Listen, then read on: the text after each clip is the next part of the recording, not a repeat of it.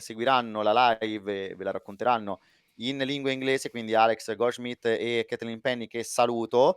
E faccio un recap al volo prima di andare in fascia e ritornare in diretta appunto con il cambio in cabina. In Hypercar ground effect è davanti sì, ma nel pit stop è stata più veloce perché non ha cambiato le gomme rispetto a Sinfremi Sports, che invece ha dominato la gara a partire dal sorpasso di Nello Pastorino al via. Il team Iris in terza posizione, problemi per Sweet Force con la BMW numero 37 e soprattutto per la Ferrari Level 1 Sports, che è stata coinvolta in un incidente veramente molto pesante all'altezza dell'Archibancadas. LMP2 Pro con l'Hyperion, la 44, che comanda davanti a Go Team, lotta per la vittoria di questa gara ed eventualmente immagino anche per il titolo. Blackhawk Racing in gran forma quest'oggi al terzo posto davanti al team Shiba e Hyperion, che con la 45 è in quinta posizione. In LMP2 Pro AM c'è Boy Transport Racing, che con il valzer dei pit stop adesso è in cima davanti a Naya Racing Italia, Hyperion con la 46, Arms Sirba, ma la situazione è in divenire perché siamo appunto vicini ai pit stop. In GT3 abbiamo dei ribaltamenti rispetto a prima, perché ci sono Porsche e Aston Martin al comando, GR Sim Trust ERT è in testa nella classe Pro con la Porsche 911 GT3R e precede la McLaren di Emar Motorsport, così come l'Aston Martin di Sinfremi Sports, il junior team. In GT3M invece c'è stato un avvicendamento proprio negli ultimi minuti valevole per il primo posto, perché l'Aston Martin di Sinfremi Sports, il team Pink con Malghera, Lucrezia Milanese e Ilaria Finn in prima posizione, hanno appena passato la Porsche dei Rookie Monsters e a completare il podio, per ora solamente virtuale, c'è la BMW di Boy Transport Racing, che occupa la terza posizione. Io direi che sia arrivato il momento di andare in fascia. 2 ore e poco più sono passate dall'inizio di questa 6 ore di Interlagos. Io vorrei ringraziare tantissimo Fabrizio Bianchini, che mi ha tenuto compagnia fino ad ora e dopo la 12 ore di Daytona, quindi grazie mille Fabrizio. Grazie a te, grazie a voi.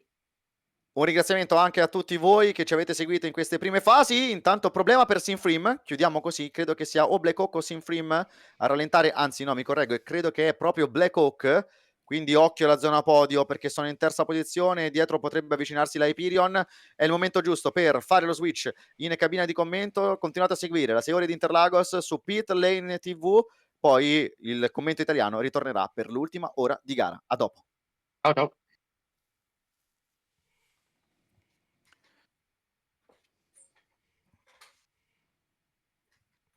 Okay, guys, let me just restart Air Factor 2 in order to not have the crash on the last hour. All right, good job, guys.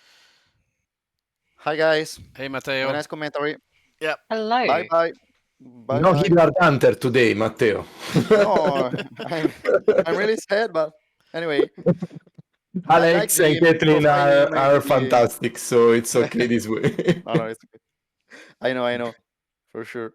I appreciate the profiling image of Alex Goldschmidt. Thank you, It's Matteo. really, really nice. Grazie mille, eh? Prego. Bye bye, guys. Ciao. Mari, ci sentiamo dopo per l'ultima ora. Goodbye. Thank you, Okay, guys. okay. Ciao, ciao. Okay, guys, I'm restarting Air Factor 2. Alrighty. Do I sound okay, by the way? Is everything All good. All good from my everything side. set up? Okay. Good, good. Hi, Alex. Long time, no speak. Caitlin. Long time. Indeed. You were here for my first ever trackside commentary. Yep. Rockingham, 24 hours, Yep. Citroen C1, and then I had to dash off to do something else on the Sunday. I'm glad you remember, but yeah, no, we covered the cup race together. The little Yeah.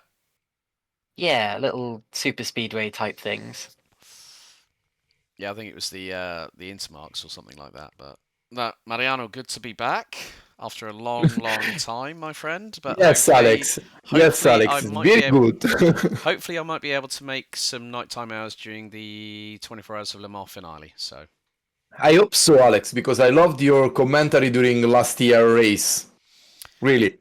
That's the problem when you're in demand as a sim racing commentator and a real life commentator. You get pulled between the two, my friend. But no, it's good to be back. But I'm going to do the full 3 hours today, so at least there's one consistent voice, a bit like with Matteo leading the broadcast. So I'm all cool with that.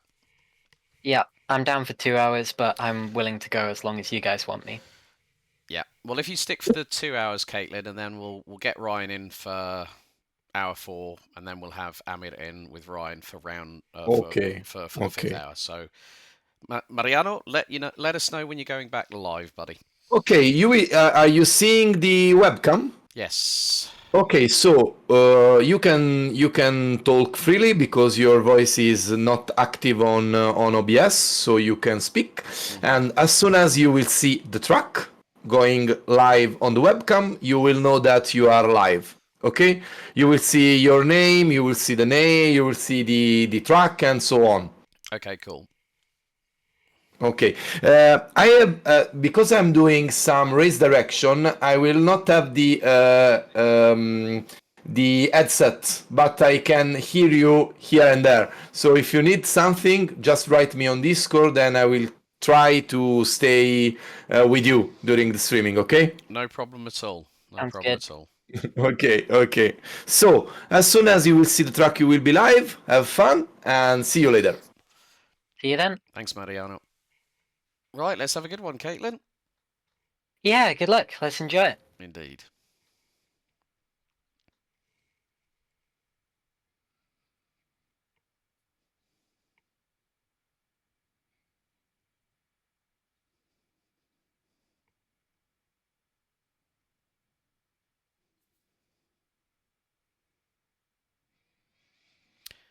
And a warm welcome back to the 2024-2025 season, Season 7 of the eSport Endurance Series, live from the virtual recreation of the Autodromo José Carlos Pace in Interlagos in Brazil. And you join two of the members of your English commentary crew. My name's Alex Goldschmidt. I'm joined in the booth with Caitlin Penny, and we will later on during the broadcast have Ryan Ferris and Amir Hazik joining us at some point. But well, the first 2 hours have been pretty crazy around this circuit, which measures just over 4.3 kilometres in length. We've got 5 different classes, so Hypercar, LMP2 Pro, LMP2 AM, GT3 Pro, and a GT3 AM. Sander Callas for the Ground Effect Sim Racing team in the number 27 leads Simframe Esports. Nello Pastorino with Lazaros Filipakos from Team Iris rounding out the top 3. A few dramas for Sweet Force and Camille Stenson in the number 37 BMW M V8 Hybrid. And of course, the first casualty of the Hypercar class was Level 1 Esports, the number 28 of Franz Jan Rome having a disconnect in the first 10 minutes, then having an accident about 15 minutes later. Tomasz Fach for Hyperion Esports leads in LMP2 Pro ahead of Roland Zux for Go Team Racing. Lorenzo De Cutis for Team Shiba 320 in the top 3. Andrei Marajak and Mateusz Dabrowski for Blackhawk Racing and Hyperion Esports 45 round out the top 5. Riccardo Di Marchi for Carloni Racing Prototype Black retired just past the halfway mark. Then we've got Carloni Racing Prototype. Then we've got the LMP2 Pro Am class with Boyd Transport Racing with Jansen Bintz leading the way ahead of Ciro Iadicio for Daya Racing Italia. Maciek Sandak for Hyperion Esports number 36, who were leading after the opening hour, now are in third after hour number 2, with Ricardo Fava for Arm Sibra in fourth. Simframe Esports and Federico Suave rounding out the top 5, with KSR with PEA rounding out the top 6. Team Shiba number 10 rounding out 7th. Carloni Racing Prototype Red in 8th, with Flying Goat in 9th, and Naya Racing White rounding out the top 10. Then heading into GT3 Pro, it is the number 71 of MR Motorsports, Marco Santoni, in the McLaren 720 that leads the way, with Marcello Canesci rounding out the second place spot in the Simframe Esports Junior team. Nico Barclay for Team Shiba number 13 rounds out the top 3, with Michael Francesconi rounding out 4th in Pescara SRT. Arm Cybra number 41's Aston Martin, with Luca Fabro behind the wheel, rounds out the top 5, with GR Smith Simthrust E-Racing team in the Porsche rounding out the top 6. They were leading after hour number 2. And then, well, further to that, you also see GT3 AM marked by yellow. Christian Malguera leads for Simframe Esports Pink, ahead of the Porsche of Team Rookie Monsters number 63, who are leading after the opening hour in the Porsche 911. Giro Alpha for Boyd Transport Racing 206 for the M4 GT3 rounds out the top three. Good work by Lorenzo Maggiolo and Carloni Racing, rounding out the top four in the well-documented Audi R8. Woodard de Bruyne for Team Rookie Monsters is fifth, ahead of Stavros Sarikas for Boyd Transport Racing 306 in sixth place. Revian Gumila in the next place of the BMWs. KSR with PEA rounds out the top seven. Virtual Drivers Alliance in eighth. Grow Racing Team in ninth, with MR Motorsport number 66 with Davide Ragni rounding out the top 10. So, Caitlin, after the first 15 minutes of the first 2 hours, we're now into hour 3 and heading to not only the halfway point truly of the season, but the halfway point of this 5th round out of 8. And my goodness me, we saw 3 wide moments in the early goings, and it is a very, very busy track here at Interlagos. Yeah, very much so. Thank you, Alex, and welcome to all of our English viewers. Frenetic, to be honest, is the word that describes the first 2 hours of this race. I think one of the reasons for that is the fact that we are racing at Interlagos. It's a very short track, of course, just 4.2 kilometers in length. To put that into perspective, Spa-Francorchamps is 7 kilometers in length. So this is a very, very short circuit as far as endurance racing goes. And with such a big grid, you're catching traffic several times per lap, especially in the hypercar class. And it means that you can't always catch the traffic at parts of the track where it's easy to get through. You see there, Mateusz Dabrowski having to go right around the outside of a GT3 BMW, and you have to do that so many times, and you've got to do it cleanly. That's why we've seen drivers dipping wheels in the grass. We've seen drivers going 3 or 4 wide, and unfortunately, we've seen some accidents as well, as is expected to happen. And hopefully, we're clean to the end from here, Alex. Well, touch wood on that one, Caitlin, because Nico Barclay for Team Sheba in the number 13 McLaren 720 SGT3, running 5th in GT3 Pro, makes his way on to Desira del Lago here at turns 4 and 5 up the hill towards Ferradura, which then sweeps into La Regina at turns 6 and 7. You can see that Team Sheba number 13 were... Well, you can see that Nico Barclay was definitely pushing the window of adhesion heading into Ferradura. 2 wheels into the grass, so that's going to dirty the left rear and the left front a little bit.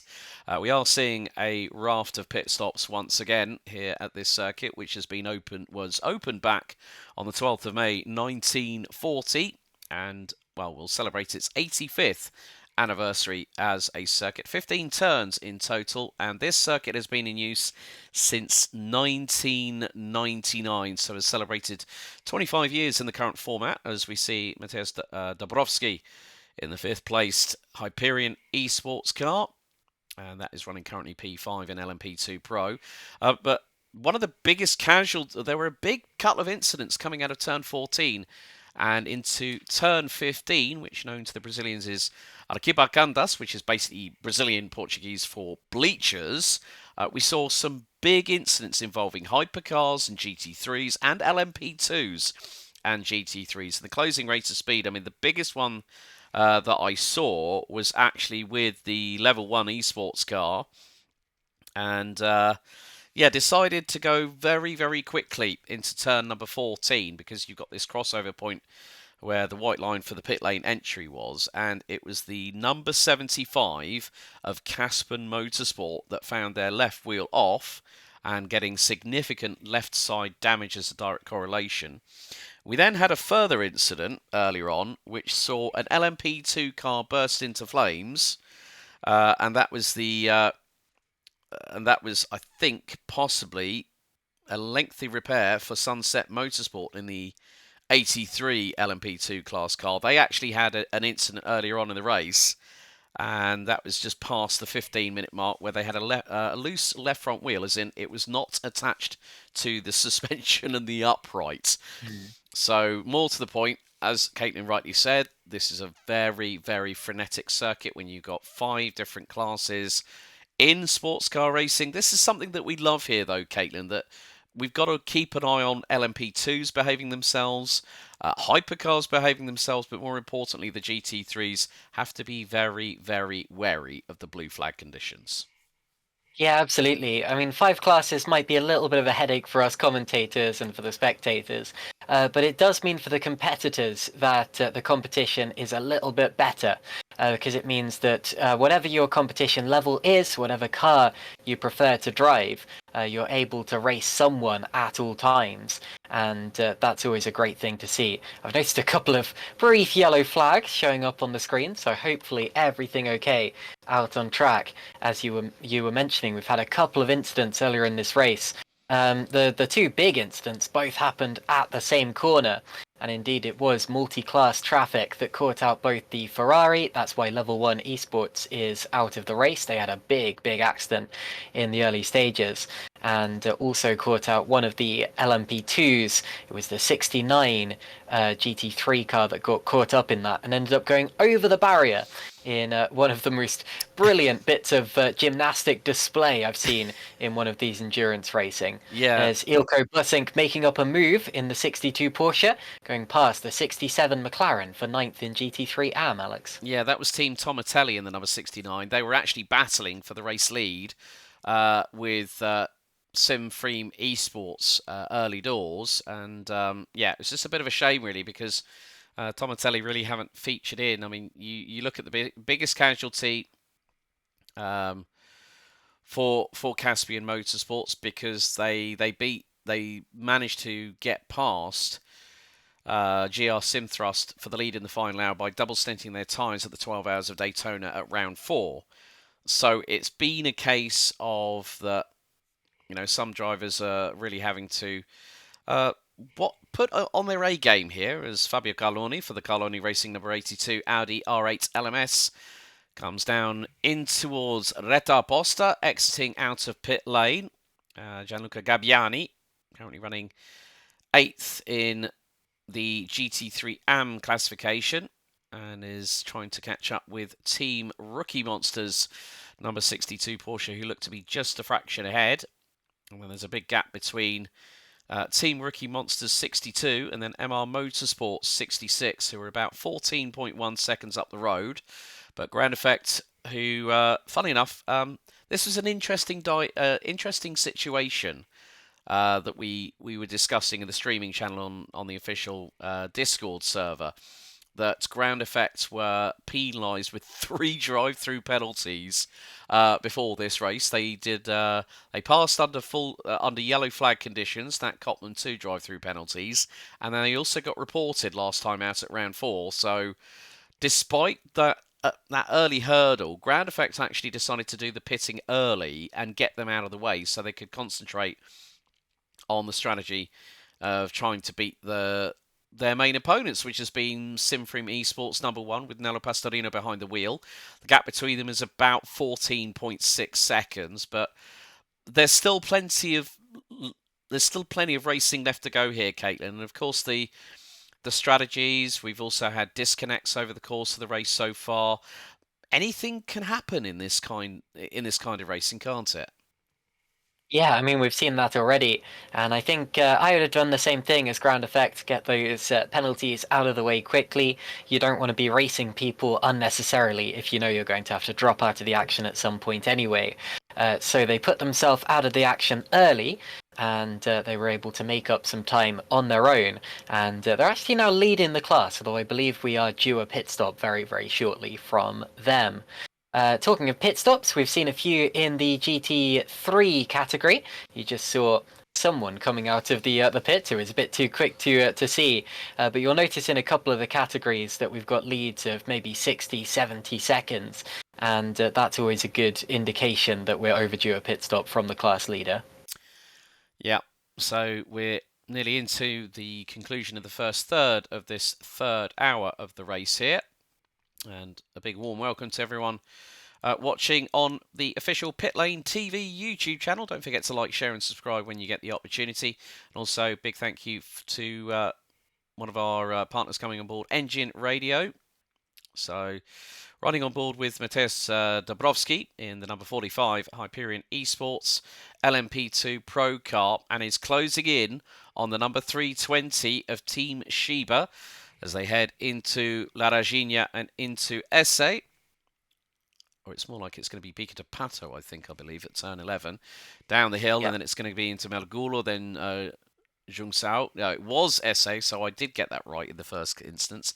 That's the problem with Interlagos, with this infield technical section here, Caitlin, that the corners are very deceptively a look-alike in this racing fishbowl, as I like to call it here at Interlagos. Yeah, it kind of repeats itself, doesn't it? A sharp right followed by a long sweeping left, followed by a sharp right, followed by an even longer sweeping left. So sometimes at first glance it can be a little bit deceptive. Look at Iris there. Whoa! That's the race Kicking leader. up. That's the race My leader goodness. coming through. Sander Callas from ground effect in throwing himself in 3 wide into the centre S's. I thought I was wondering when the defibrillator was going to be needed by my right-hand side. It's going to be needed right about now after that heart attack. There was a GT3 off the road there as well. I think a Ferrari as they sweep through. But yeah, that was very close. I think it was Iris, wasn't it? The purple car that kicked up the polystyrene and got away with it very, very well. But yeah, goodness me. If we thought the first 2 hours were frenetic, it's certainly not over yet. And this hour is looking to be a bit of a repeat of the first 2. Yeah, that was Team Iris in the third place car with that deep purple.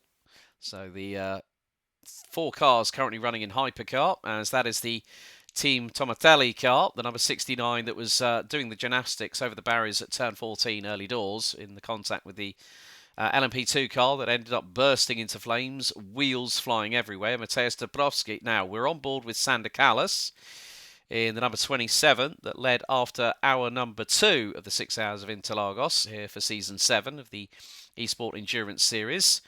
So good work here, leading by 10 seconds. So because the fact that Sander Callas is having to deal with back marker traffic, I won't be at all surprised that when he gets clear air, Simfream eSports number 1 car, piloted by, at the moment, as last thing stood, Nello Pastorino, is closing that gap significantly. But then we see the speed of the Porsche 963 Hybrid as it accelerates through the bleachers at turn number 15. 300 kilometers an hour. The GT3s top out at about 260, 307 heading into the braking zone. Down to third gear, about 60 miles an hour, and through into Cover del Sol before the Reto Aposta. And then, well, he's got a back marker in front of him. That's an LMP2 car. And Callas quickly switches to the left-hand side and neatly dispatches the car in the process.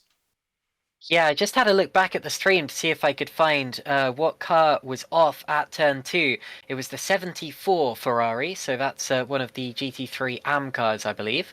The interesting thing about that is that it was in very close proximity with the Team Iris car going into turn 1. The Iris car, which was already a little bit distracted, having flicked up the polystyrene board.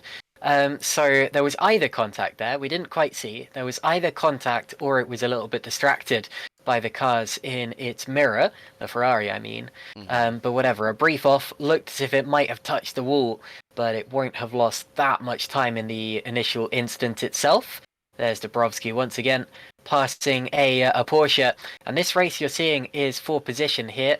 The 320 and the Hyperion eSports number 45 are racing for 4th in LMP2 Pro. Yep. And, well, Sunset Motorsport, who lost a left front wheel in the first half an hour of this race, are still out on track. And CR Prototype Black, number 15, as I said earlier on, did retire early. The number 37 Sweet Force BMW MV8 Hybrid is now in pit lane for another pit stop at just before the 3 hour 35 minute mark, as we've got a yellow out in Sector 1, so that'll be the Senna S's Cover del Sol heading into the Reto Aposta, as Mateusz Dabrowski, again, having to deal with back marker traffic. So is the car in front, which is Team Shiba 320, as they will now get the opportunity. That is that's one of the BMWs. I'm trying to make out which one that was. Couldn't see whether it was GT3 Pro or GT3 AM. We go to this GT3 AM battle. Davide Ragni for MR Motorsport, number 66. Closing in on the Grow Racing Team BMW, just in front as they head up through Ferradura and into La Regina. So this is another on-track battle. They are literally nigh on bumpers apart. And this could be very, very close. They head into Pico de Pato here at turn number 11, or the Duck's Beak, which is the literal translation. They've got to avoid the sausage curb on the right-hand side of the circuit, going through on the apex. But Davide Ragni looks really, really aggressive at the moment in manhandling that BMW, Caitlin, and trying to close in on the Grow Racing team, and could get the slipstream into the Center S's very shortly. Yeah, they're catching quite quickly. We've actually got 3 BMWs line astern, although it's only these 2 who are in this particular battle. The Grow Racing car, is that the one driven by Guido Verhelpen? I was very interested to see that name earlier on, because I raced Guido about a year ago now, maybe just over a year ago, in a Porsche GT4 championship. And I'd never heard the name before, and I was very interested to see that he was on this particular entry list, because this is only about the second or third time that I've seen him racing. But Davide Ragni is definitely faster at this point in the race. He's catching hand over fist. He's about half a second closer than he was at this same point a lap ago, and nearly shoves the other BMW, the Grow Racing BMW, through turn 4 as he gets closer still. It's actually Marco Pereira behind the wheel of that car, so my apologies. Yeah, I think Guido Verhelpen is probably in the third placed GT3 AM car, which is currently the 206 running P3. And Davide Ragni looking left, looking right, trying to look for an opportunity to get past Marco Pereira as, Davide sees to his immediate right-hand side. Oh dear, I've got LMP3 traffic, which splits the pair of them over onto the sausage curb, and Davide Ragni loses all that momentum just by an LMP2 car putting their nose in whilst trying to neatly negotiate their way through. It was more of pinch comes to shove right there, Caitlin, because Davide Ragni was 2 tenths behind Marco Pereira going into Decido del Lago. Now he's lost 7 tenths. Yeah, he got a bit impatient there. He was trying to line up the other BMW and take advantage of the LMP2 car coming through. The trouble is, the other LMP2 car was also going for a bit of a switchback maneuver, wide in, tight out. And as a result, the paths kind of converged, and he ended up actually touching the back of the LMP2. There won't be any damage there, but you're right that he lost a couple of tenths of a second, and he's going to have to pull that right back in. He's a second behind Davide Ragni now, as they're catching up to another slower BMW. There goes the Team Iris car, 3rd place overall. But yeah, that was very, very close there, and it shows that not only are the faster cars, the prototypes, losing out when they pass the GT3s, but the GT3s also have to be really careful not to lose out too much time. Wide goes the BMW, and sliding sideways is Davide Ragni in the 66, does go through on, I think, the 88. And that was nice and clean in the end. A little bit hairy, but nice and clean overall. But yeah, even the GT3s have to focus on not losing too much time when being lapped. They've got to remain predictable, and they've got to avoid playing little stunts like that. Yeah, exactly. Well, change for the lead in Hypercar as Nello Pastorino not only takes the race lead back with just over 3 hours and 30 minutes remaining of the 6 hours of Interlagos, also sets the new fastest lap of the race. Looked to be a 1:17.3. Ground Effects Sim Racing still in the pit lane. Team Iris a lap down. And Sweet Force in the number 37 BMW Hypercar still running, but that's one of the good things about this league. Oh, someone went straight on, locked up under braking at the opening to the Senna S's. That was just out of shot. And Davide Ragni now still has about a second gap between himself and the car in front. I'm not too sure if it might have been Simone Miazza for Virtual Drivers Alliance 115. This is the battle for 8th. So the Boyd Transport Racing 306 piloted by Stavros Sarikas and Simone Miazza in the Ferrari 488 GT3. Of course, at some point, I hope in the not too distant future, the 296 GT3 ends up on this platform, because that is a wonderful looking car. But with you can see now that Miazza is closing in. Saricas coming into Reta Posta. Miazza pulls the left-hand side, but there's one of the CR prototype cars getting through. And is it going to be a run through into Desiderato for Miazza? No. Saricas has the beautiful advantage of that LMP2 car getting in the way, and Miazza can't do a damn thing about it. Yeah, not yet anyway. I think he'll have another chance very shortly. I just looked at the YouTube stream. The car that went off was the KSR with PEA number 88 BMW, which we saw running wide about half a lap before that as well. So that car struggling a little bit for grip at this point in time. Judging by the angle it went off, I'm pretty sure it would have avoided the wall and wouldn't have had a spin or anything like. Oh, and there's contact door to door. Miazza muscles his way through on Stavros Saricas and does get through, but not the cleanest maneuver. We're going to see a replay now, and this is of the maneuver we've just seen, I think. But yeah, door-to-door contact, not devastating, but definitely a close one. Look at that. Miazza, did you notice how little sideways movement there was? The back end stepped out on the left-hand side of the Ferrari of Miazza, and he hip-checked Saricas at the right point on the circuit, and now Miazza has a lead of about 0.6 of a second heading into the Senna S's. There is rubbing in racing, there is a little bit of contact here or there, but it wasn't too much for Miazza to dive bomb up the inside and thought, well, I can make that gap. And I have to say that Saricas might have been a little bit late on reactions, just trying to turn in and close that off. But if that had happened, we would have had a bigger accident between the two cars battling over P8 and P9 in GT3 AM there, Caitlin. Yeah, I'm just glad they're still pointing in the correct direction, because sometimes when you see contact like that, a car can go skitting off the circuit. Here's the pit stop that we were talking about. Simframe eSports is in the pits from the lead now. Nello Pastorino brings the Porsche in. Porsche is still first, second, and third overall in this race, of course. And I'm not sure there's going to be a driver change at this point in the race. But that will probably give the lead back very shortly to the ground effect car, which is about a minute behind on track. Yep, there is Xander Callis, and he is close to 53 seconds ahead of Team Aris's Lazaros Filipakos. And then the gap between Nello Pastorino, who is still in the pit lane, that gap is coming down, but it's a top three Porsche 963 hybrid lockout in Hypercar. And there is Nello Pastorino. He's going to have a short run when the car gets released from the pit lane, and then he's got to exercise the pit limiter. And if he breaks that speed limit, that's a slam dunk penalty. Pastorino now makes his way out of pit lane and will have a comfortable advantage, probably the best part of 30 seconds, as Pastorino makes his way through into turns 13, 14, and 15, neatly negotiating his way through traffic. And everyone's keeping out of the way, including the very slow BMW. He goes up the inside, then switches to the outside for the Porsche he's just got past. And another LMP2 car. That's one of the Hyperion eSports teams, number 44, the current LMP2 Pro class leader. Then we go back to a battle in GT3 Pro.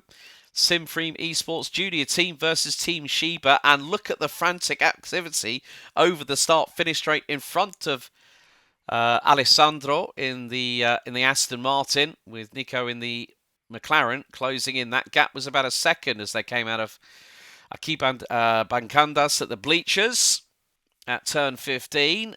And, well, there is an opportunity, because there's a couple more battling GT3 cars ahead of Alessandro from Simframe eSports. It's two GT3 cars. They're wheel to wheel. A lock up from the LMP2 going into Desiderato. This could be the opportunity that Nico Barclay needs to get Team Shiba number 13 McLaren into P3. There's a BMW to the inside, so Nico can't switch there, and that is the 289 car, the Grow Racing team in GT3 AM. Getting in the way. Nico Barclay sends it through, and he's going to try and do the Slim Shady round the outside. Tries for the under over here, now into Juncao. Or is that? No, that's not Juncao, that's Pinarino. Into Pico de Pato. Up the inside goes Nico Barclay.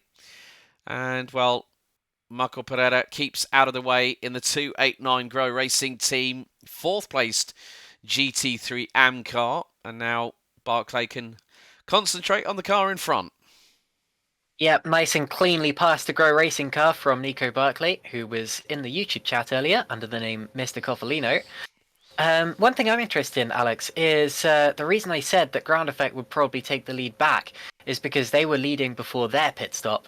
And having made a pit stop, Simfream Esports has come out 30 seconds ahead. So I'm wondering how their pit stop was so much shorter than Ground Effect. Could it have been a tyre change or a driver change or something along those lines from Ground Effect? Or have I missed something glaringly obvious? No, I think it's basically Ground Effect have been on the back foot after they had their, they mentioned to us here at the streaming team that they would have to have 3 drive-through penalties. So straight away, a drive-through penalty through the pit lane in Interlagos is quite lengthy. And especially when you're on the pit lane limiter, which I believe is 80 kilometers an hour, so that's 50 miles an hour.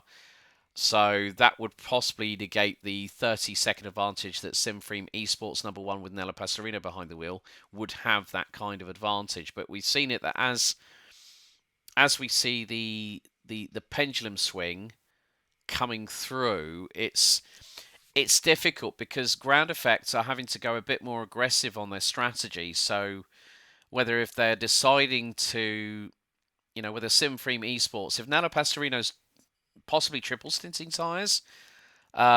If he's able to do that, that is incredible. I've known about Nello Pastorino for quite a time.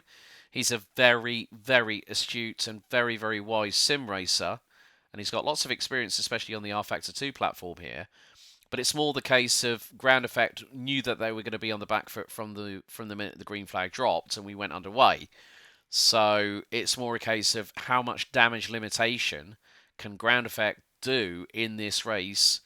But at the moment, Team Iris, who are quite a way back from them at the minute, could possibly do a little bit of a strategy coup on them. So we don't really know at this point of time. That's true, but Ground Effect were leading by about 10 seconds before their pit stop. So since then, Ground Effect and Simfream have both made pit stops, and now Simfream's in the lead by 30 seconds. So somewhere along the line, Ground Effect has lost 40 seconds, unless, as I said, I am missing something glaringly obvious. Yeah. But anyway, whatever the case, Simfream lead 30 seconds ahead of Ground Effect, with Iris now back on the lead lap by the look of it, in 3rd position.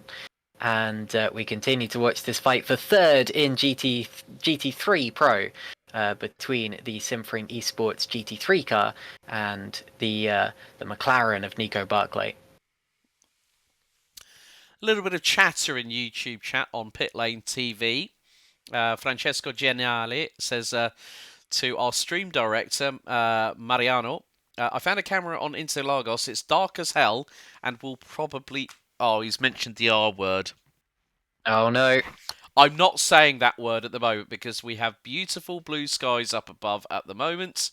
We've got a dry track. We've got fantastic, frantic racing activity. Multi-class action here for round 5 as Team Shiba close in on Simfream Esports. They've just had one of the LMP2 cars fly past. Might have been one of the Naya racing cars. And now LMP2 Pro-Am leader in the pits, by the way, Boyd Transport. Okay, so Jansen Bintz will be in the pit lane, so that could give an opportunity for Hyperion number 46 to maybe close that gap. And, well, through Decidio de Lago, Simfream Esports run a little bit wide, and we go into Ferradura. And again, the same line. I'm wondering if Barclay from Team Shiba is quite comfortable with doing that. And it's just the case of just keeping the throttle pinned. And Ferradura is kind of a heavy braking zone as well, so you've got to be very, very much on your marks. But now, this is where things get very, very tetchy going into Bica de Pato, and then we ride on board on the front splitter for the briefest of moments with Nico Barclay down into the next part of the circuit, and more to the point, this battle for P3 in GT3 Pro is heating up as there's a mistake from the Simfream Esports car coming out of turn number 13. through into Sabida's boxes. Now Barkley's got the run. They've got ground effect up the inside who literally fly past as if these two GT3 Pro cars are standing still. But can Barkley decide to send it to the inside? He thought about it, ducked back in, nearly lost the back end. Nico Barkley, you are a very, very lucky individual for doing that. Yeah, absolutely. But he got a much better run than the Aston out of the final corner and wasn't able to take advantage. They're side by side once again, heading down to Subido de boxes. This is Barkley on driver's right and Ricciardo on driver's left. He's over-rotating a little. They're banging doors once again. Even more of a hip check. And the Aston Martin is going to keep the advantage heading up towards Ferradura. This is where we've seen Barkley taking a drastically different line to the Aston Martin lap after lap after lap, and it looks as if Alessandro still has the advantage, has the inside line, but he's run it wide. Barkley comes back at him, the number 13 McLaren around the outside, and yet again he'll have to settle, he'll have to slot in behind. This is great racing in the GT3 Pro class. Yeah, Barkley going very wide round the outside at Descida de Lago at turns 4 and 5. Thought he might have the march as they now head into Junção, into Subidas des boxes at the far part of the circuit. And now it's the heavy acceleration zone up the hill. So twin turbo V8 versus twin turbo V8 with an LMP throwing itself around the outside as they head into turn number 15 at the bleachers section. And, well, the gap has stretched out to about 0.35 of a second. There's quicker LMP2 traffic trying to filter their way through, and that is one of the Hyperion cars. Again, the LMP2 Pro Class leader, splitting the two, battling over P3 in GT3 Pro as they come out of Curva de Sol down the Reta Posta. Now, hopefully, Barkley might get a little bit of slipstream. Well, at the moment, he's not quite close enough to do so. Into Descida de Lago once again. But this is a perfect example of an interclass battle whilst having to negotiate the fact you've got back marker traffic in front of you, beside you, closing in on your rear wing and rear diffuser. And we've got it again going through into Laranjinha and Esse. And could this be the opening that Nico Barkley needs? He throws it round the outside the two tangle. Barkley sideways catches it. What a save! And still holds on to third. Formula drift around the left-hander. That was amazing stuff from Nico Barkley. Once again, not the cleanest move that we've seen. Little bit of touring car action down there. And we're going to see a replay of it. So the McLaren is going to take a look up the inside. It looks as if there was a little bit of help actually from the other Team Shiba car. So that's ironic. And then there is the contact. I'm not really sure what else the Aston driver could have done. He was right over to the inside on the curb, and they just kind of came together. But somehow they were able to exit the corner facing the correct direction. That was an amazing save from Nico Barkley, and Alessandro Ricciardo will be feeling a little bit peeved about that, I expect. Having to sit back in fourth position after contact between the two. Well, I think that might have been it was either the Team Shiba number 10 or the Team Shiba number 320 that was the LMP2 car that was closing in on them, and then basically was in front. But yeah, I mean, as you said, it was like Formula Drift all over again. It was like Tokyo Drift Fast and Furious from Nico Barkley, only you don't really see it that often in a McLaren 720S. GT3, but a hell of a save, and now has a half-second advantage over Simfream Esports Junior Team's Alessandro Ricciardo. So this battle is continuing on. We've got a yellow out in Sector 1, as we are just coming up to the last quarter of this opening hour of English commentary here on pitlane.tv for the Esports Endurance Series, round 5 of Season 7. The 6 hours of Interlagos. Of course, the circuit named after one of the first Brazilian F1 drivers, José Carlos Pace. Of course, through this circuit, we've seen the likes of Christian Fittipaldi, Emerson Fittipaldi, Nelson Piquet and Nelson Piquet Jr., Ayrton Senna, Felipe Massa, Rubens Barrichello, Felipe Nasr, who have all ended up at one point in their careers as a Formula One driver. But also this particular circuit is part of the FIA 1 Endurance Championship calendar. And there is Emre Kademir for one of the LMP2 cars. And Nico Barclay has started to stretch the legs on that 720S GT3 McLaren. As now Alessandro Ricciardo is now being caught by Nello Pastorino through Desida de Largo, of all places. That wonderful list you just mentioned, don't forget we're going to add to it this year with Gabriel Bortoleto. And, Exactly. Brazil certainly has a long history of Formula One drivers, endurance drivers, and racing drivers in general. They race Stock Car Brazil here. They race all sorts of local club racing championships. And it's always fantastic stuff. It's always the highlight of any calendar when you come to Interlagos.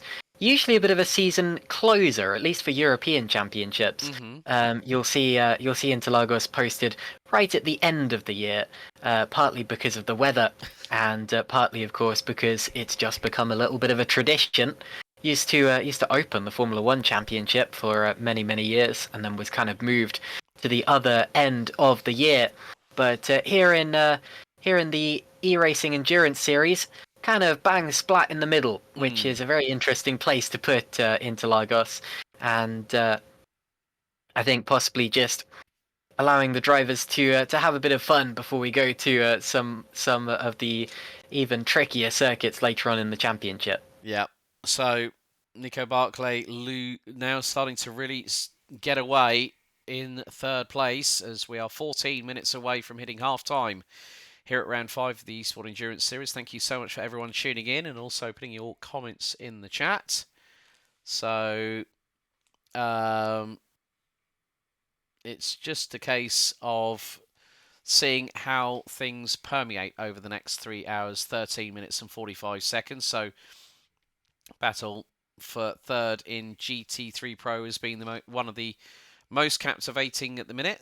Still a battle happening between Simfream Esports number 47 and Hyperion in Esports in the number 46 in LMP2 Pro Am. They're covered by about a second. And then looking down the order, things are stretching out quite a bit. But yeah, it should be interesting how, looking now at the LMP2 Pro classification, Black Hawk Racing in the number 30 lead Hyperion Esports number 44 by 3.3 seconds. Team Sheba 320 in third. Hyperion Esports have 2 cars in the top 4 with number 45 a further 4 seconds behind third place. So there are quite a lot of opportunities when we get into the next phase of pit stops, as there's Team Iris literally throwing it around the outside, trying to keep out of harm's way with Simfream Esports Junior team, with Alessandro Ricciardo still behind the wheel of that car. And also sometimes at this point in the race here, Caitlin, we've seen the drivers be behind the wheel for quite a lengthy time as a mistake from Alessandro going into the Desida de Largo. That's cost him another 3.5 tenths. The mental and physical taxation on these drivers will heighten the longer they are behind the wheel. Yeah, for sure. Sim racing is a mental game more than anything. It's not quite as physically challenging as real life racing would be, because you're not having to literally grip the car on the road with your muscles, but it's definitely more of a mental game. You've got to be so concentrated. And obviously passing cars or being passed for the entire race pretty much every single lap is a little bit taxing. Personally, I actually find it easier to concentrate when you're constantly having to catch the next car. You can focus on the next car up the road, and then just quickly, I believe. Nope, never mind. I was about to say something completely wrong. I'd just seen something, or thought I'd seen something that I hadn't. So ignore me on that. But yeah, as I was saying, I actually find it quite easy to focus on the next car and then the next car. The difficulty is when you're out there on your own for a little while. So I find tracks like Le Mans, for example, which are much longer, a little bit harder than this. But even so, you have to be absolutely concentrated, because if there's a little lapse in judgment, you can very easily go into the back of someone or misjudge and overtake. We've seen that earlier on in the race with a couple of cars getting into a little bit of trouble coming through the long turn 14 and just ending up with one of the most monstrous accidents that we've seen. So definitely an important thing to not just keep your car in good shape, but keep your mind in good shape as well. Yep. And also with having the pit stops, that's an opportunity for the drivers to take on a little bit of hydration. It's thirsty work behind the wheel of a sim rig.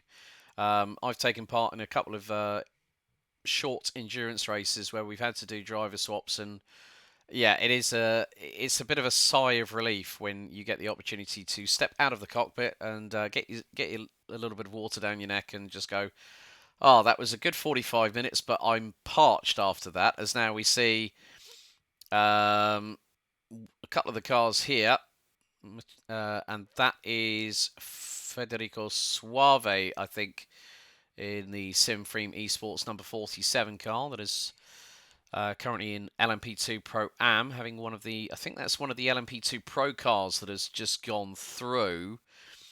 So Suave just having a good, concentrating on what he needs to do in this race, rather than sort of going, well, that's an LMP2 car.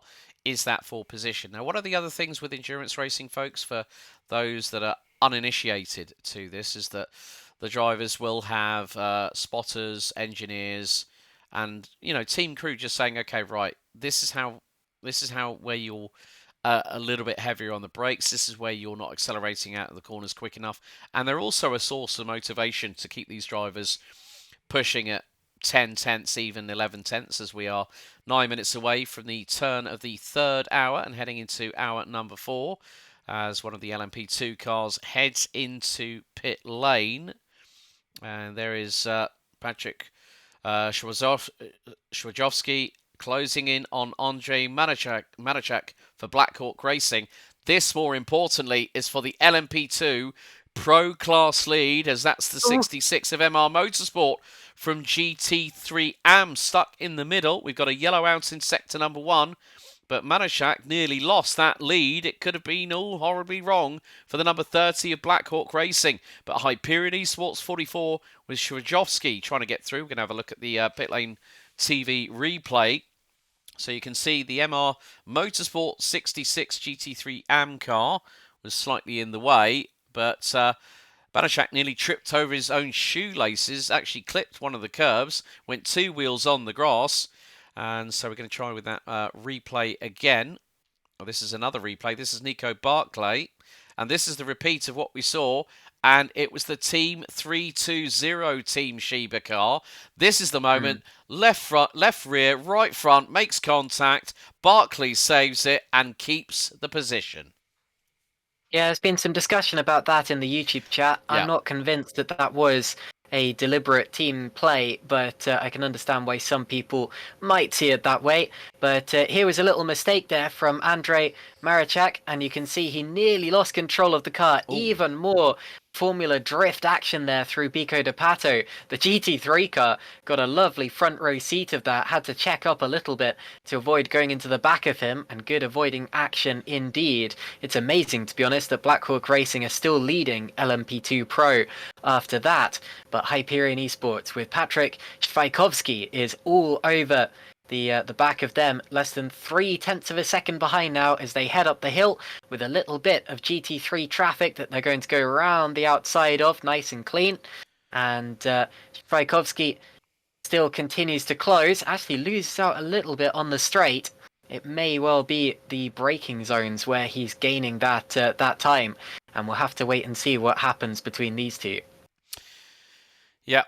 So this battle for the overall lead in LMP2 and LMP2 Pro, they come down Reta Posta into the braking zone for Desida de Lago. We ride on board with the number 44 Hyperion eSports car that has led after hour 1 and after hour 2. Hour 3 is completed in 6 and a bit minutes. And can they make it through out on track before then? Yellow out briefly in Sector 3. But yeah, looking back at that replay with Manashak, yeah, you could see that he was locking up, the right rear wheel actually locked up in front of the 66 MR Motorsport GT3 AM car. And now they're going into Pico de Pato again. Shwajowski looks to the inside. Oh, there's a little slight glance between the pair. There's a McLaren in front. And now that was, I think, the 74 McLaren they've just got through on. And now there's a GT3 BMW. That's the 206 from GT3 AM. So, once again, going into Pico de Pato, Manashak catches traffic. And Shwajowski is there ready to pounce and nearly got the job done that time. Yeah, it looked for a bit as if Tchaikovsky was going to get that move done, or at least have a good chance of it, but he got a little bit boxed in by the McLaren. No fault, of course, of the McLaren driver. He was just holding his line. It was just unlucky for Tchaikovsky the way it worked out. And to be honest, I think he's just lucky that they didn't come into to more contact with the race leader. Looks like there's a pit stop from second place in LMP2 Pro-Am as it stands. A couple of LMP2 Pro-Am cars in the pits as well, with one of the Simfream cars pitting. And as we go up the hill once again, there's once again a car between Marachak and Tchaikovsky, one of the Hypercar class vehicles, and that should separate them for at least a few more corners, as Tchaikovsky has that second to gain back all over again. Yeah, that's the race leader. And there is the number 63, Team Rookie Monsters GT3 AM car. Finding itself in harm's way, gets a little bit of a nudge, and just got a tap from Shwajowski, and the second place GT3 AM Porsche from Team Rookie Monsters gets a brief turnaround and loses all the advantage it had over the 206 Boyd Transport Racing BMW M4 GT3. Of course, well, first of all, we're going to have a look at the replay here, and it's Daniel Scott behind the wheel of Team Rookie Monsters 63. So he lets the leader in LMP2 Pro, and there's the slight touch as the first glance and then a secondary impact. And Daniel Scott was very, very lucky indeed not to lose second place. And Valentin Iliev for Bond Transport Racing 206 is closing in, but Shwajowski closing back in on Manasak for the moment, in what has now become a very, very intense battle for the LMP2 Pro Class lead. And, well, more to the point, I think you're right. Manasak seems to have probably a lower downforce setup, whereas Hyperion are concentrating in the twisty stuff here, Caitlin. So that could be where Shwajowski's losing a little bit of speed, but they're going past the 74 Ferrari that we've seen in action a little bit earlier on. But still, got a couple of laps to go until we hit the 3-hour mark and hit halfway through the race for Shwajowski, who's now really closing in. That car is planted to the ground. And here we go, on the run down to the start-finish straight once again. Yeah, I think Tchaikovsky might have to answer to the stewards for that one, though. He rather dumped the Porsche. But anyway, into the pits comes Marachak, so the Hyperion eSports car will lead the race, lead LMP2 Pro. Blackhawk make their stop, and it probably won't be too long before Hyperion eSports come in as well. They've been similar on strategy all the way through. And that spin for Daniel Scott has allowed Valentin Iliev in the Boyd Transport Racing BMW to catch right up. So we now have a battle on for second place in GT3 AM as we're talking. And we'll have to see whether that BMW does have the pace to catch the Porsche, or whether he was just able to catch up due to that little incident there, as we're nearly halfway into the race, 3 hours out of the 6. So, Valentin Iliev closing in on Daniel Scott, who I think might have sustained a little bit of rear right end damage, courtesy of that contact with Shwajowski from Hyperion eSports number 44. 0.6 of a second between the pair as they go through Descida de Lago. It's closing all the time. So Scott at a slight disadvantage, but there's LMP2 traffic again making its presence felt in a pivotal position in the GT3 AM classification, second and third. Scott keeps it out of harm's way. And now Iliev's got a LMP2 car. That's the number 7 of the CMT Go team fourth in LMP2 Pro. Dives up the inside into Pico de Pato on Daniel Scott from Team Rookie Monsters, as we are a minute away from the 3-hour mark. And still, well, the battle has gone from, what was it, 2 seconds, 2 laps ago. It's now down to less than 3/10. And you can get this burgeoning sense of inevitability with Iliev closing in on Daniel Scott. Of course, the rear-wheel drive, rear-engine Porsche will have better traction through the corners, and Iliev in that front-engined, turbocharged flat-6 BMW rear-wheel drive as well closes to within 0.3 of a second, heading into the Senna S's off of the start-finish straight. And it's all about when Iliev decides to strike. Now, he could get an opportunity if he gets a good run coming out of here at turn 3 at Cover de Sol. Gap is now coming down under 0.3 for the first time in the last 2 laps. And could he possibly go for a move? I don't think it'll happen at Desira de Lago, but if he keeps on the rear diffuser of Daniel Scott, he's going to dive bomb him up the inside through at turn 4. Scott keeps the throttle pinned to the outside through at turn 5 and manages to hold on to that second place as we hit the halfway mark. 3 hours done, 3 hours to go into Ferradura. Then into La Regina at turn 6 and 7. Now it's the hard braking zone into Esse. Iliev trying to do the switchback on Daniel Scott. Now into Pinarino at turn 9.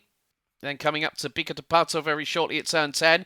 There's an LMP2 class car coming up, and that's the Sim eSports number 47, which currently is running, I think, P6 in the LMP2 Pro-Am class. So, at the turn of the hour, Sim Free Esports leads overall in Hypercar. In LMP2 Pro, could be under a slight bit of dispute here. Hyperion Esports lead LMP2 Pro. And for the second hour in a row, the number 40 of Boyd Transport Racing lead LMP2 Pro-Am. GT3 Pro, once again for the second hour in a row, GR Simthrust Esports Racing Team, and in GT3, Sim Free Esports Pink. And with that in mind, let's welcome into the booth our third. They do say that 2's company, 3's a crowd, but we are going to be a trio for the next couple of hours. Ryan Ferris, welcome back. Hello guys, how's it been going? All good. Let's just say you're going to need to be our third person having eyeballs on stalks on this race, my friend, because it has been crazy. In the meantime, Valentin Iliev gets through with a hip check at Desira de Lago on Daniel Scott and makes the move stick. So, Ryan, I've got 2 words. Prepare yourself. Yeah, it's well, the last time out was pretty exciting at Daytona, and it seems that Interlagos always provides really exciting racing, no matter what class it is, and it's proven that today. Yeah, but Caitlin, what about that move from Valentin Iliev? I'd like to see an exterior shot of that when he got through on Daniel Scott from Team Rookie Monsters number 63 Porsche. Fired it through off of Retta Aposta into turn 4 at Desira de Lago and made the move stick before turn 6 at Ferradura. That was brilliantly timed. Yeah, definitely. I too would like to see an outboard shot of that. I'm not sure if there was actually contact or not. It looked as if there was a little bit of a hip check. And to be honest, it's about time we saw a GT3 overtake for position where they didn't make slight contact. I'm not sure we've actually seen one yet. But anyway, Valentin Iliev is through now into second place in class. Boyd Transport Racing passing the unfortunate Team Rookie Monsters Porsche, which was facing backwards just a couple of laps ago. But whatever the case, second and third place, and already the BMW pulls away from the Porsche by 1 second. So we are now into the early goings of the 4th hour out of 6. Of course, we'll have Amir Hazik joining us for the next, for our penultimate hour of the race. And then we'll hand back to Matteo and Fabrizio for the last hour, which will revert back to Italian commentary as they will take us to the checkered flag in a couple of hours' time. And then we've got a battle for P7 in GT3 AM. Simone Miazza in the 115 Ferrari 488 for Virtual Drivers Alliance versus Fabio Carloni in the number 82 Audi R8 LMS. And Ryan, the Audi R8, a true Leviathan in GT3 sports car racing, still good that it gets a bit of love here on the eSports Endurance series. Yeah, obviously the car in real life, although we still see some about us no longer got the factory backing, but it's great to still see them up the front and still competitive in GT racing. So Simeone Meza closing in on Fabio Carloni as they hit the technical part of the circuit here at the Autodromo José Carlos Pace in Interlagos, just in the outskirts of Sao Paulo in Brazil. And again, another GT3 battle that we've been keeping our keen eyes on here, Caitlin, over the last hour and a few minutes. But once again, another GT3 battle that could be split by an LMP2. That is the Sim Freem eSports number 47 again, going through on back marker traffic. And in the background, I just saw the Flying Goat entry also in the back of shots. So GT3 cars really having to watch their back bumpers. Yep, here's another GT3 battle as well, and a much better line from Eris Masciuli as he approaches the Sim Freem eSports car of Alessandro Ricciardo. And all over the tail of that Aston Martin here through the left-hander. But yeah, we've got plenty of battles in the GT3 category. It makes sense considering they've got the most cars of any category, but wherever you look, you see cars side by side, bumper to bumper. Meanwhile, we've just had a pit stop from the ground effect Hypercar, which means, of course, that Sim Freem eSports now leads by a lap, but their next pit stop will be not too long after this. You tend to expect Hypercar pit stops to be about 45 to 50 minutes apart, and the Sim Thrust appear to be in the pits from second in GT3 Pro as well as we talk.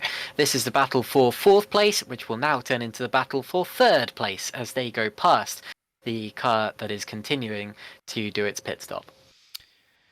Yeah, so MR Motorsport number 71 McLaren, leads a McLaren 1-2 as we've got the Team Sheba number 13 McLaren in second place, about 8 seconds adrift as we ride on board with Eros Masciuli for Pescara SRT, running in the wonderful 6.2 litre naturally aspirated V8 Mercedes AMG GT3, and a car which will be no more on the GT3 side of things in terms of work support come the end of 2025. It's the last year, and of course Mercedes Motorsport, AMG Motorsport, celebrating 150 years of racing, as they've shown on many tribute liveries over the course of the 2024 season. But this is a very, very good battle here. Ryan, this looks rather interesting as they go through Bica de Pato and now into Magulo and then Jungsao. Very, very shortly. And again, LMP2 traffic firing its way. Oh! Now, that was a bit cheeky by, I think that was Senemet Ozturk going through on one of the team. And we've just had a drive-through penalty being handed out for car number 8.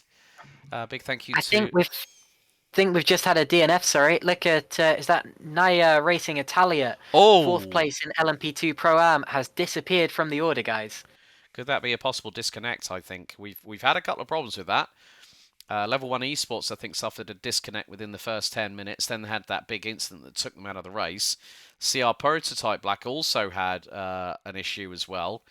And so that could be the third team that officially disconnects from the server. Of course, for those wondering about live timing, unfortunately, there have been some issues behind the scenes, so apologies for that. So what we're calling on the screen is what we're seeing and what you folks are seeing live on Pit Lane TV on the official YouTube channel.